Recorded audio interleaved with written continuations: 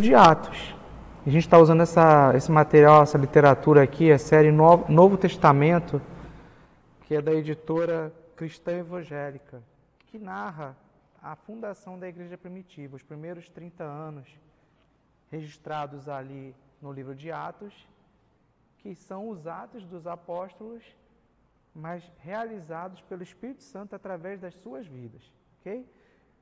A gente está no capítulo 3 da literatura. Você, meu querido e minha querida, que participam aqui diretamente conosco, você já teve acesso a essa literatura. Se não, nada vai lhe impedir, meu querido que foi convidado, minha querida, de estar também caminhando juntamente conosco. Então, nós temos aí estudado o livro de Atos dos Apóstolos, e agora no capítulo 3 da lição, mas ainda no capítulo 2 da Sagrada Escritura, ou seja, Atos 2, nós estamos vendo aí o que foi a chegada do poder. E nós vimos ali o contexto histórico que se deu cerca de 52 dias depois, né, que a gente teve aquela fase de que Cristo tinha sido crucificado, morto, e aí ele ressurgiu, voltou, entre a ressurreição, a sua ascensão, e agora o mover do Espírito Santo. Vimos que o Espírito de Deus sempre esteve em todo o tempo, porque Deus é o Senhor da história. E Ele estava aqui desde a antiga aliança. Entretanto, agora de maneira única, diferente, o Espírito Santo vinha habitar no seu povo, para capacitar, para um verdadeiro batismo ali mesmo, né? Trazer as habilitações necessárias para cumprir o propósito de Deus, que era levar o Evangelho da salvação, o Evangelho das boas novas de salvação, por toda a terra. Então nós vimos que coincidiu exatamente com o período das festas. Deus, Ele queria trazer um significado adicional. Os povos já se dirigiam, os judeus espalhados por várias regiões, se dirigiam até Jerusalém pelo fato de ser o dia de Pentecostes, a festa das primícias. Então tinha um sentido rural, agrícola, onde as colheitas, a primícia das colheitas, por isso uma festa de gratidão, de celebração, do cuidado, do zelo de Deus para com seu povo. Então um momento que reunia ali Pentecostes e que também reunia o período que teve ali coladinho, que foi a Páscoa. A Páscoa, aquela Páscoa que eles haviam aprendido desde dos patriarcas, né? Melhor dizendo, desde ali de Moisés, quando todos se lembram, o Senhor orientou que fosse passado o sangue do cordeiro, um animal, um cordeiro especificamente, perfeito, sem mácula alguma, sem defeito algum, para aspergir com sangue nos umbrais, de forma que os primogênitos das famílias não fossem atingidos. Isso veio para a Páscoa, cumpriu-se aquele significado que era o mais relevante, quando o sangue de Jesus foi derramado para a salvação de todos.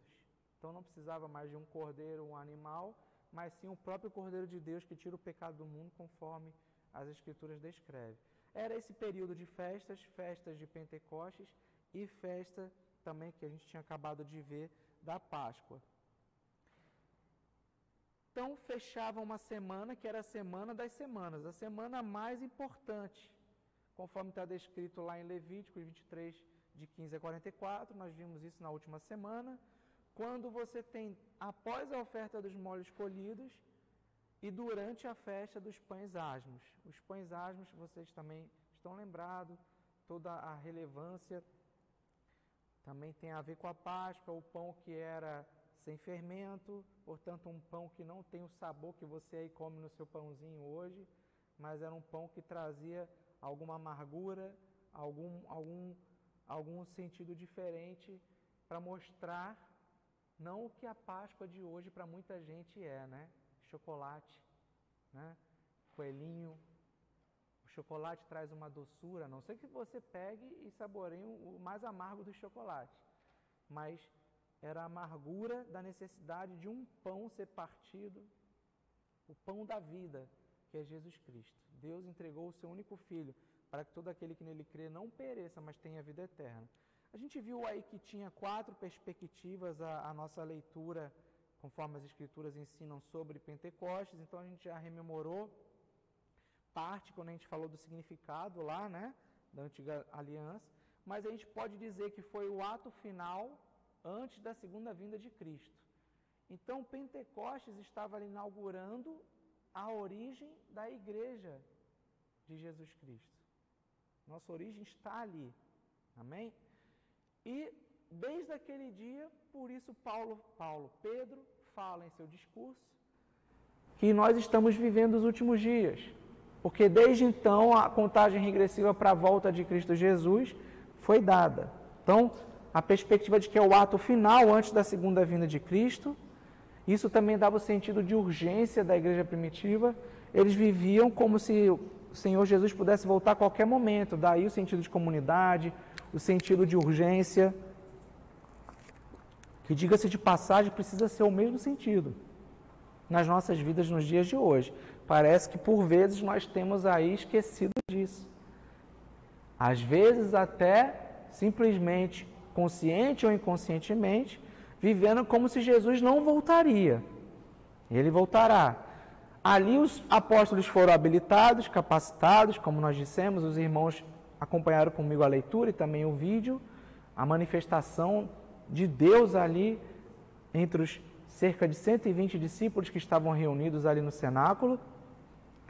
E as pessoas começaram a falar e glorificar a Deus através de idiomas que foram reconhecidos pelos povos de várias regiões, os peregrinos, os comerciantes, que estavam ali naqueles dias das festas em Jerusalém. Então, cada qual ouviu a palavra de Deus no seu idioma, eu digo dele, o árabe ouviu em árabe, ok? O grego ouviu em grego e por aí vai.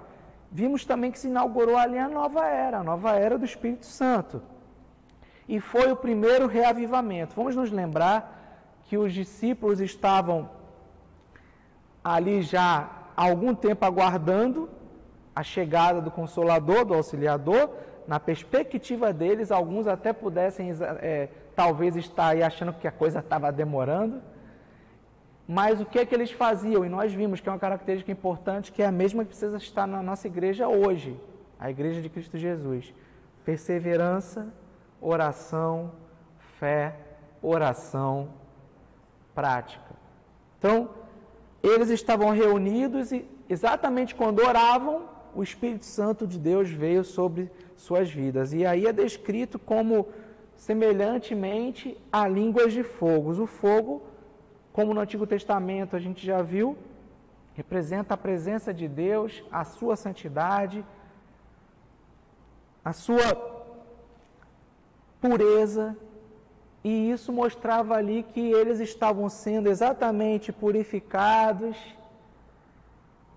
esvaziados de si mesmos, dos seus medos, das suas fraquezas, e cheios do Espírito de Deus, que agora, sim, esse mesmo Espírito faria as proezas através daqueles homens e mulheres limitados como nós o somos ainda hoje.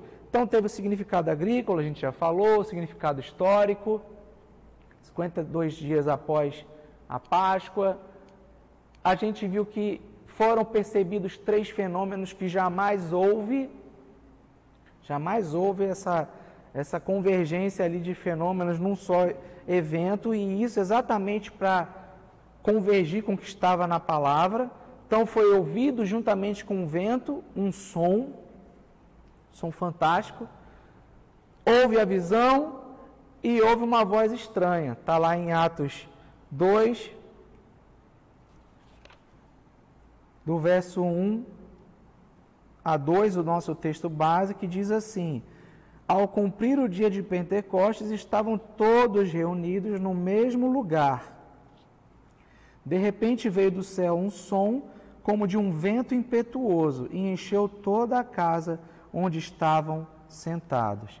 Então, seguindo um pouquinho mais, no verso 3, E no verso 4, e apareceram distribuídas entre eles línguas como de fogo, as quais pousaram sobre cada um deles.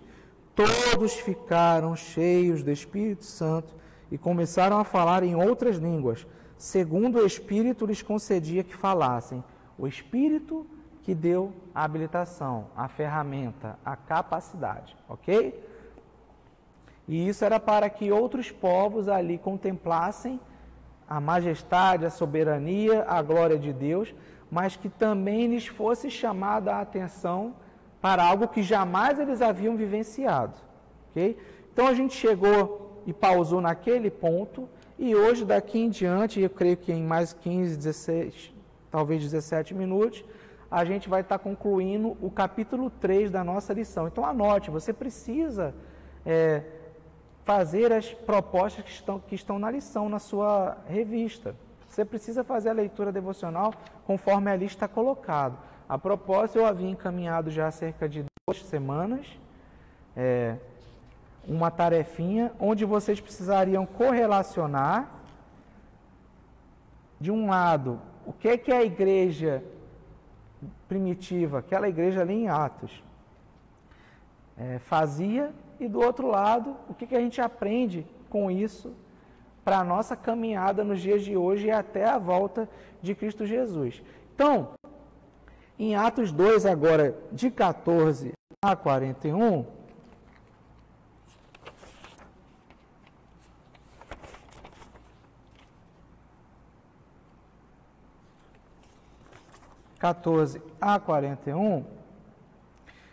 a gente vai ver Pedro fazendo uma aplicação e mostrando exatamente o cumprimento das Escrituras. Ali depois de passar dessa fase que nós comentamos, onde o Espírito Santo já havia sido derramado sobre os 120 que ali estavam reunidos, ok? No cenáculo. 2, verso 14. Então Pedro se levantou junto com os 11 e, erguendo a voz, dirigiu-se à multidão nestes termos: Homens da Judéia,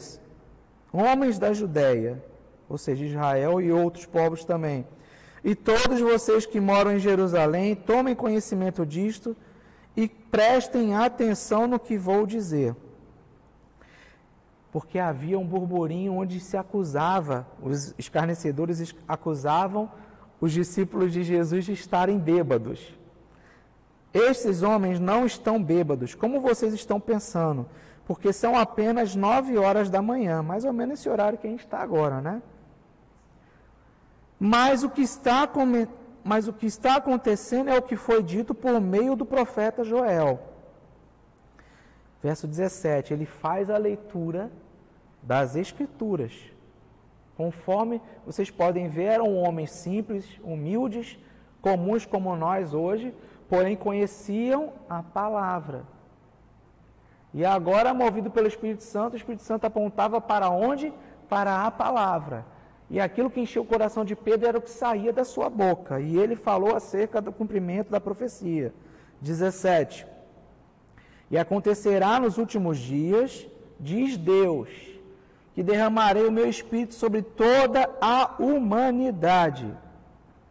Os filhos e as filhas de vocês profetizarão, os seus jovens terão visões e os seus velhos sonharão.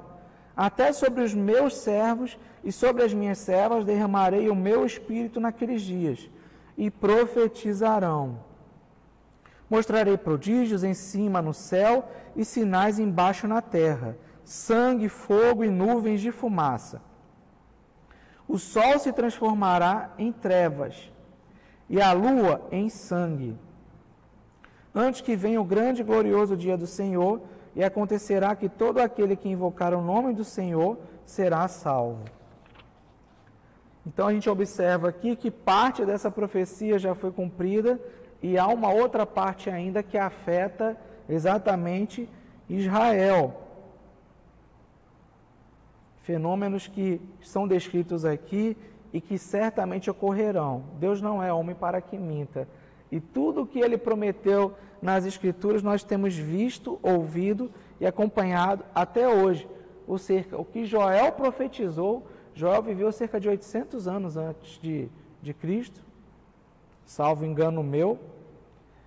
e ele profetizou, mas não foi apenas Joel. Então, outros profetas haviam falado acerca desse dia. E aí eu gostaria de comentar com os irmãos, com as irmãs, algumas dessas passagens. Então, Isaías 44, verso 3 diz assim, olha, porque derramarei água sobre o chão sedento e torrentes sobre a seca. Derramarei o meu espírito sobre a sua posteridade e a minha bênção sobre os seus descendentes. Derramarei o meu espírito. Sobre os descendentes de quem? Lá da aliança original. Ezequiel 11, verso 19. Eu lhes darei um só coração e porei um espírito novo dentro deles. Tirarei deles o coração de pedra e lhes darei coração de carne. Um espírito novo dentro deles. Ezequiel profetizando. Ezequiel 36, verso 27. Porei dentro de vocês o meu espírito e farei com que andem nos meus estatutos, guardem e observem os meus juízos. Joel 2, 28, a gente acabou de citar Pedro fazendo menção a esse texto, eu vou ler apenas o verso 28, que é o início da fala. E acontecerá depois disso que derramarei o meu espírito sobre toda a humanidade. Os filhos e as filhas de vocês profetizarão, os seus velhos sonharão e os seus jovens terão visões. Ainda, Zacarias 12, verso 10 diz assim, olha. E sobre a casa de Davi, sobre os moradores de Jerusalém, derramarei o espírito da graça e de súplicas. Olharão para aquele a quem traspassaram, prantearão por ele como quem pranteia por um filho único, e chorarão por ele como se chora amargamente pelo primogênito. Agora, vamos para o Novo Testamento, João 7, 38. Jesus havia prometido aos seus discípulos, e fala a nós nos dias de hoje, você que pode ter sido convidado ou convidada a acompanhar esse estudo, seja online ou depois assistindo no seu tempo, no tempo que Deus quer falar com o seu coração. A mesma fala de Jesus vale para você no dia de hoje. 7 de João, verso 38. Quem crer em mim, como diz a Escritura, do seu interior fluirão rios de água viva. Esse é o Espírito Santo. É preciso haver arrependimento, confissão de pecado. Confissão de que se crê em Cristo Jesus como o único e suficiente Senhor e Salvador da sua vida, das nossas vidas. E então, do nosso interior fluirão rios de água viva. Meu querido, naquele dia, conforme em Efésios, o apóstolo, lá no capítulo 1 de Efésios, no verso 13 e 14, se dirige à igreja, ele nos ensina hoje e nós somos reforçados pela direção do Espírito Santo que em nós habita. Habita em todo aquele que crê em Cristo Jesus como Senhor e Salvador e que entregou sua vida a Ele e recebeu o Espírito Santo. Todos somos selados pelo Espírito Santo. Aquele dia de Pentecostes foi um evento específico, importantíssimo, jamais visto em toda a história da humanidade. Ali também se inaugurou a Igreja de Cristo Jesus. No entanto, aquele momento foi um momento único e exclusivo para aqueles que ali estavam. Eles estavam recebendo, sendo batizados, recebendo o Espírito Santo de Deus. Cumprimento da profecia de Joel, a gente acabou de ler, e outros profetas. No entanto, não precisamos esperar coisas semelhantes acontecerem conosco nos dias de hoje, para sermos cheios. Jesus falou que todo aquele que nele crê, rios fluirão do seu interior. Então, o Espírito Santo imediatamente nos enche quando nós nos rendemos ao domínio, ao controle do nosso Senhor e Salvador. Somos selados. Assim, o apóstolo fala em Efésios 1, verso 13 e 14, sobre a igreja receber o selo da promessa. Nele também vocês, depois que ouviram a palavra da verdade, o evangelho da salvação, tendo nele também crido, receberam o selo do Espírito Santo da promessa. O Espírito é o penhor, ou seja, a garantia da nossa herança, até o resgate da sua propriedade, em louvor da sua glória. O Antigo Testamento fala que o pagamento pelo nosso pecado, como depois o Senhor falou ali no Novo Testamento, nós sabemos, a consequência do pecado é a morte. E a única garantia para pagar pelo preço da morte, ali na Antiga Aliança, já se ensinava que era o sacrifício, a apropriação do cordeiro. E ali, pedagogicamente, o Senhor ensinava aos homens, às mulheres de então, a necessidade da Páscoa, ali, de fazer o sacrifício de um animal, para o povo ter incutido em suas mentes. Percebam, sem o Espírito Santo de Deus em nós não somos capazes de entender, de enxergar, de compreender nada. É o Espírito Santo de Deus que nos convence acerca da nossa condição.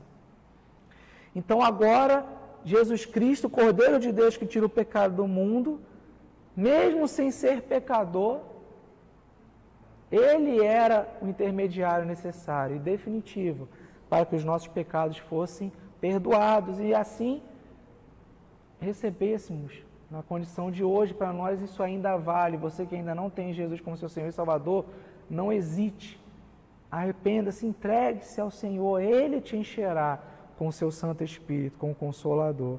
Essa é uma condição que está aí para as nossas vidas, acessíveis nos dias de hoje. Então Pedro, de maneira deliberada, substituiu, quando Joel falava em depois, para a expressão nos últimos dias. Eu li o primeiro verso aí do texto narrado. Pedro estava dizendo, olha, hoje está sendo cumprida a profecia e a partir de agora vivemos os últimos dias. Muitos de nós aí nos últimos dias, sendo redundante, por conta do que temos vivido, estão apavorados, alguns arrancando o cabelo, não é o meu caso, eu tenho pouco cabelo, mas não arranquei meus cabelos agora, tá? Muitos estão se perguntando, estamos vivendo os últimos dias? Meu querido, minha querida, estamos vivendo os últimos dias desde que o Espírito Santo aqui encheu a igreja de Cristo Jesus foi estabelecida. Ao contrário do que muitos estão falando, ensinando hoje aí afora, de maneira errada, que a palavra assim nos ensina, que não é necessário se reunir em igreja, que não tem que estar nada junto um com o outro, que é só eu e Deus, é papo reto. O papo reto sim precisa acontecer, mas o Senhor se manifestou ali através da sua igreja reunida. Aqueles homens onde o Espírito Santo estava governando e realizando maravilhas, eram a referência, o ponto de contato com a comunidade. Então, os últimos dias estão sendo vivenciados desde aquele momento. E ele enfatizou que com a vinda, portanto, do Espírito Santo, começaram os últimos dias. Pedro aplicou a passagem a Jesus, de modo que o Senhor que traz a salvação já não é Yahvé, aquele que abriga os sobreviventes no Monte Sião, mas sim Jesus que salva do pecado e do julgamento todos os que chamam pelo seu nome. Deus, a palavra revela, e nós só conhecemos em parte. Um dia poderemos ter a oportunidade de perguntar a Ele, mas Jesus ali revelou Deus Pai, o Deus Filho e o Deus Espírito. Na antiga aliança, o que mais o povo conhecia e experimentava e entendia com as suas mentes limitadas, até porque o Espírito Santo não estava neles, embora o Espírito de Deus estava desde Gênesis 1, verso 2, lá a gente leu, que ele pairava sobre a face das águas, o Espírito de Deus sempre esteve aqui, mas eles tinham no Senhor uma referência de salvação, de socorro, de refúgio. E agora nós estávamos vendo e conhecendo em Cristo Jesus uma ampliação dessa verdade, para que Jesus, o Cordeiro de Deus, é o único que salva do pecado e salva do julgamento que todos nós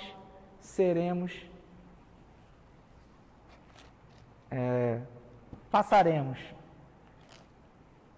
não há mais condenação sobre todo aquele que crê em Cristo Jesus.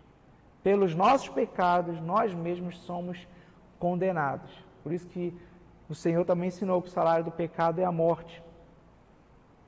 Ou seja, a consequência. Os pecados têm as consequências, nós as viveremos aqui nos dias na terra, isso é fato, mas não somos mais condenados pela graça de Jesus, pelo seu sangue derramado, pelo preço pago. Ele é o penhor, ele é a garantia da nossa salvação. Então agora, Pedro estava ali na sua narrativa mostrando aos judeus, mas também mostrando aos outros povos que ali estavam. Havia árabe, havia grego, havia gente de vários países, inclusive dos países que ali constituíam o Império Romano, já relativamente grande, ok? E alguns que não eram, mas que faziam trocas comerciais.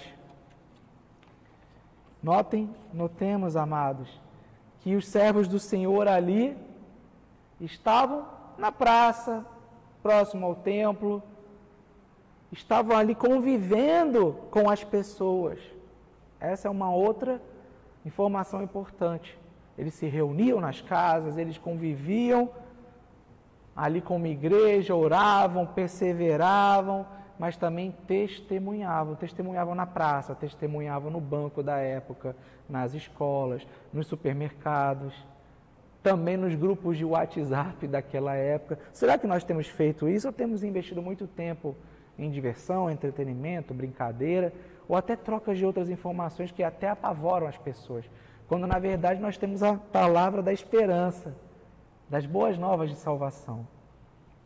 Então, características que estão em Atos 2, do verso 42 ao verso 47, eu já orientei os irmãos a lerem todo o capítulo 2, não há tempo aqui para a gente ler tudo, mas eu vou ler agora a partir de 41, para que os irmãos entendam qual foi a realidade. Pedro começou a falar, o Espírito Santo convenceu aqueles homens, 3.000, a palavra diz que 3.000 creram e foram batizados, a igreja estava sendo inaugurada ali, já começava de 120, mais alguns, e agora já pulava para mais de 3.000, vejam vocês. E eles, tendo aceitado a palavra, eles perguntavam assim, o que a gente faz para ser salvo? Eles começaram a entender que esse Deus que cuida, que guarda, que protege, também queria que eles confessassem seus pecados, se arrependessem desses pecados e confessassem Jesus como Senhor e Salvador das suas vidas. Então, no verso 41 diz assim, então os que aceitaram a palavra de Pedro foram batizados, havendo um acréscimo naquele dia de quase 3.000 pessoas. Vou te lembrar o seguinte, o judeu, ele já conhecia a palavra, mas uma boa parte, se não a maioria, não havia reconhecido o Messias em Cristo Jesus. Estava esperando um Messias, como Davi, que viesse para libertar o povo do jugo. Davi libertou o povo do jugo de Saul. E agora estava esperando um Messias que viria para libertar politicamente. Estavam cansados de serem extorquidos com os impostos, libertar fisicamente, libertar espiritualmente, enfim. Entretanto, os propósitos de Deus são outros. Mas esses que conheciam a palavra precisavam se arrepender, porque eles conheciam a palavra. De certa forma, eles buscavam guardar os mandamentos, reverenciavam esse Deus, Yahvé, nosso Senhor. Entretanto, não queriam ouvir, viver na prática o que a palavra ensinava. Os outros povos, ao contrário destes que já conheciam, precisavam se arrepender, os outros povos estavam conhecendo a verdade ali agora. Se arrependiam também, era necessário arrependimento, mas nem todo mundo precisava ser batizado ali naquele momento. Alguns foram batizados depois. Os judeus arrependidos foram batizados. Eles queriam mostrar, e isso era um símbolo também, aquilo que o Senhor nos ensinou, através dos seus servos apóstolos, a igreja primitiva, que o homem com o batismo está simbolicamente demonstrando que morreu para o passado, morreu para os pecados, morreu para o velho homem e agora, quando volta das águas, ele representa e mostra para a terra, dá um testemunho de que tudo se fez novo, nova criatura ele se tornou.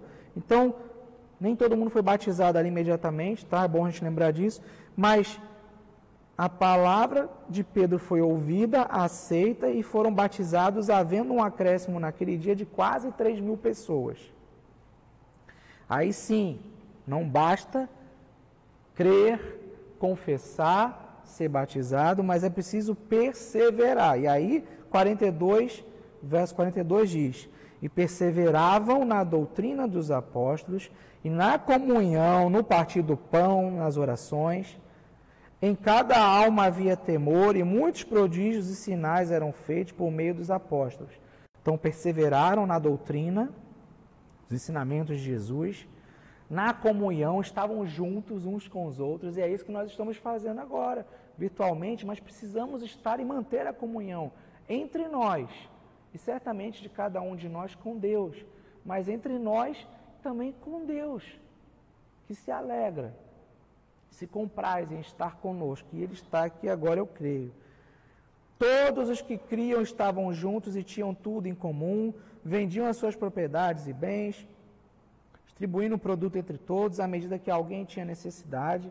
Diariamente perseveravam unânimes no templo, diariamente. Hoje em dia, à exceção desses dias que a gente está vivendo aqui, da igreja reunida virtualmente, muitos de nós temos, é preciso confessarmos esse pecado,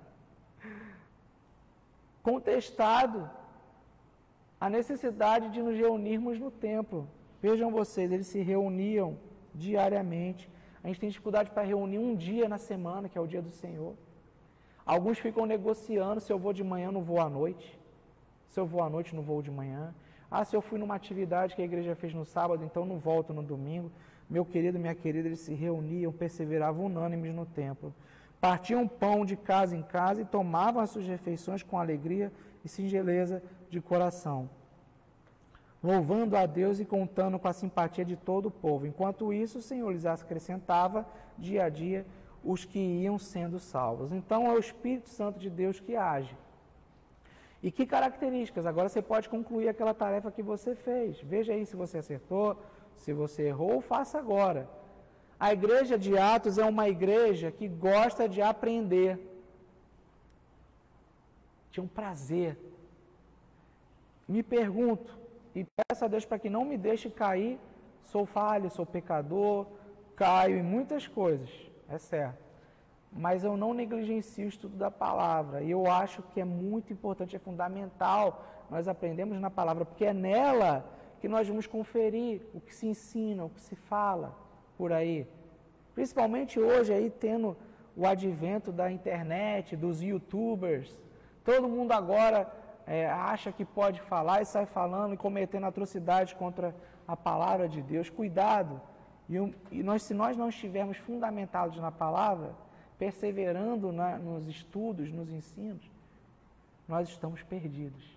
Pedro iniciou sua fala no sermão ali, se reportando ao cumprimento da profecia. Mas onde ele encontrou a profecia? Na Sagrada Escritura. Então, desde o dia que eu entrei, tive acesso à verdade do Senhor e me converti ao Senhor, eu tenho essa necessidade de estar na casa de Deus e, além das reuniões, participar dos estudos. Porque isso nos edifica, nós edificamos os outros, nossa fé é fortalecida. Então, uma igreja que gosta de aprender, eles perseveravam na doutrina dos apóstolos, eles guardavam os ensinamentos. Hoje em dia, o que muita gente está fazendo é exatamente questionar a doutrina. Os ensinamentos, as ordenanças sobre dízimos, é bíblico, o Senhor ensinou. A necessidade de reuniões. O fato do Senhor ter eleito, escolhido, claro que o ID, discipular, ensinar, batizar é para toda a igreja, mas ele especificamente designou uns para apóstolos, outros para profetas, outros por aí vai. E hoje a humanidade quer questionar inclusive isso, a figura da liderança. Observem, irmãos, Observemos nas Escrituras. Tudo que o mundo quer fazer é tirar essa verdade que a igreja primitiva vivia dos nossos corações. Se nós assim fizermos, como ouvirão os que ainda não ouviram? Como conhecerão a palavra os que ainda não conheceram, se a igreja não for até eles? Cuidado, perseveravam na doutrina, era uma igreja que amava de verdade. Aqui a importância da comunhão. Eles ali entendiam que Jesus já estava voltando nos próximos dias, que eles esperavam também na mente deles, nós também se estivéssemos naquela época, assim pensaríamos, certamente, que Jesus já estava voltando, tipo, semana que vem. No tempo de Deus, tudo já aconteceu, acontece e acontecerá. No nosso tempo, que é uma mente limitada e gradual. Mas o importante é entender, temos vivido um sentimento de urgência nas nossas vidas? Temos tido compaixão, orado, ligado para as pessoas, mesmo nesses dias de confinamento? Quantos amigos você tem orado por eles? Para quantos você tem ligado? Inclusive aqueles que não são crentes ainda. Com quantos você tem trocado posts de esperança, de ânimo?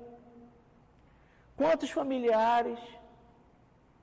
Ou você tem ficado só no entretenimento ofertado aí agora de maneira até ilimitada por alguns provedores, né? Olha, a igreja precisa amar de verdade, e amar é uma decisão. O Senhor fala que aquele que tem os seus mandamentos e os guarda é aquele que o ama. Se nós não guardamos os seus ensinamentos, nós não o amamos. Se nós não o amamos, não guardamos os ensinamentos, e tampouco vamos amar ao próximo. Querido, amar de verdade. Era uma igreja que adorava, perseverava no partir do pão e nas orações. O Espírito Santo, no cumprimento da profecia de Joel, veio ali sobre os discípulos, no momento que eles estavam fazendo o quê, amados? Parados, estacionados, fugindo? Não, eles resolveram orar, perseverar na fé, estar em comunhão, partir o pão, que daqui a pouco nós faremos também na ministração, nesta manhã. Era uma igreja que evangelizava. Assim que eles receberam o Espírito Santo, aí uns olharam para os outros, e agora, o que nós vamos fazer? Aí Pedro deu a direção que Deus deu a ele, né? Vamos agora para a rua e estamos prontos para levarmos as boas novas de salvação. E ali tem um detalhe que é fundamental, é pôr em prática. Não adianta só conhecer, guardar os mandamentos, não adianta só crer, mas além disso tudo, orar, perseverar na fé e também fazer o quê? Praticar. Praticar. Uma igreja que evangelizava. Então a gente precisa sair do conforto, do medo. O Senhor quer, e Ele colocou em nós o mesmo selo da promessa, o Espírito Santo, que quer agir através de nós. Não temamos. E aí acontecia aquilo que é a parte do Senhor. É o Espírito Santo que convence o homem do pecado, e é o Espírito Santo que traz a conversão aos corações, e é o Espírito Santo que acrescenta as vidas ao céu e a unidade, a reunião no corpo de Cristo, a igreja. A igreja do Senhor é invisível. Todos formamos um grupo, um corpo, cuja cabeça é Jesus. Todos os que foram salvos formamos esse grupo, esse corpo. É a igreja invisível de todos os tempos. Mas é importante também lembrarmos que o Senhor quer, e assim ensinou através da igreja primitiva. Ali estão os alicerces. Oração, perseverança, ensinamento da doutrina, comunhão, prática, testemunho. Isso só acontece através dos homens e mulheres, crianças, anciãos, reunidos também fisicamente na igreja local. Então, meu querido, minha querida, é importante lembrarmos que eles tinham prazer e se reuniam diariamente, quando possível, naturalmente, nos lares, e também no templo. Temos feito aquilo que nos dias atuais, claro, contextos diferentes, mas temos dado valor e importância a essa comunhão, em estarmos reunidos, uns edificando os outros, orando uns pelos outros, dando palavras de esperança uns aos outros, fortes, firmes, sendo referência na cidade, no país e no mundo. Essa é a nossa reflexão. Que efeitos então a gente teve aí, concluindo já nosso estudo nesta manhã. Uma igreja que gostava de aprender, está lá, a gente leu, perseveravam na doutrina dos apóstolos. Uma igreja que amava de verdade, perseveravam no quê? Na comunhão, que era a vida comunitária da igreja. Uma igreja que adorava, perseveravam no partir do pão e nas orações. Uma igreja que evangelizava, enquanto isso acrescentava-lhes o Senhor dia a dia os que iam sendo salvos. Abri uns parênteses aqui, em que amava de verdade, o segundo tópico. Comunhão também é você pegar aí o seu telefone hoje, ligar ou mandar um post para o seu irmão, para a sua irmã, na fé também, que você sabe que tem limitações e que agora no confinamento, se não a igreja lembrar, quem que vai lembrar? Deus está falando no seu coração o nome de alguma pessoa, não deixe de fazer isso hoje e também nos próximos dias. E que seja essa uma prática em nosso meio, não apenas em tempos de confinamento. Amém? Concluindo, não pretendemos encerrar aqui a lição sem falar do dom de línguas ou glossolalia, como o Lucas definiu. Vimos ali na passagem que eles falavam em idiomas que eles não conheciam, mas que cada qual que estava na cidade ali para celebrar Pentecostes e passando pela cidade naquele período das semanas, que eram as festas, antes disso a Páscoa, Pentecostes com sentido ali de primícias, gratidão e reconhecimento à direção do Senhor. Notem que gratidão antes de tudo, né? Para que o Senhor venha se manifestar em nosso meio. Não era consequência de alguém estar bêbado que aqueles homens estavam falando em outros idiomas. Não era intoxicação física. Não era excesso de vinho. Não se tratava de um engano, mas sim um milagre de audição. Você já conhece aí na sua TV, com seu controle remoto, você pode apertar ali tecla SAP ou não. Então, se isso o homem fez já depois de tanto tempo, né?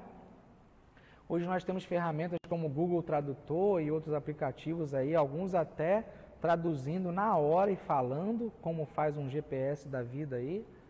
Mas o que eu quero dizer para vocês é que naquele dia, cada ouvinte ouvia no seu próprio idioma.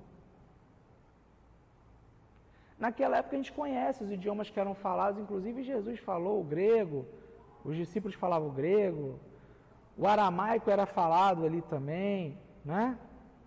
Conhecido, mas a palavra descrevendo várias nações ali representadas, leia o texto, confira o que eu estou dizendo. Cada pessoa ouvia, ou seja, no seu ouvido, entendia a mensagem na sua língua, no seu idioma. Não eram sons incoerentes, a mensagem era perfeitamente passada e compreendida. Okay? Então, esse evento da glossolalia no dia de Pentecostes, como o Lucas demonstra para a gente, foi uma habilidade sobrenatural para falar línguas reconhecíveis ali naquela ocasião.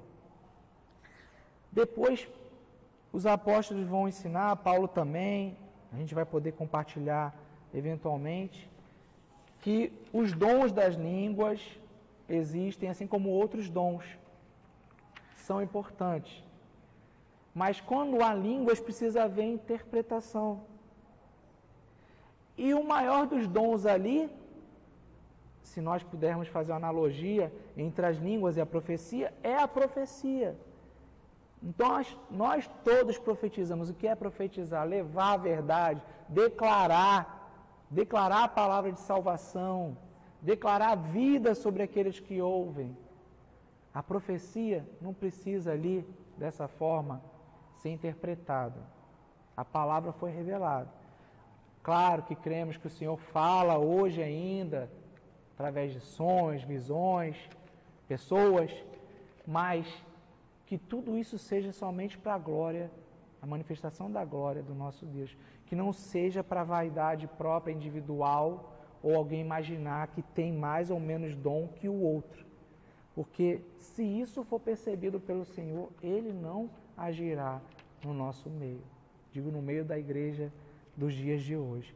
Então, meu querido, minha querida, que Deus possa estar abençoando você, que você possa entender, aprender, mas também pôr em prática esses ensinamentos que são o alicerce da igreja de Cristo Jesus. E, meu querido, minha querida, sim, estamos vivendo os últimos dias, porque ali se inaugurou, ali se apertou o botãozinho da contagem regressiva. Cristo Jesus breve volta e vai voltar. Que Deus te abençoe. Bom dia. Tchau.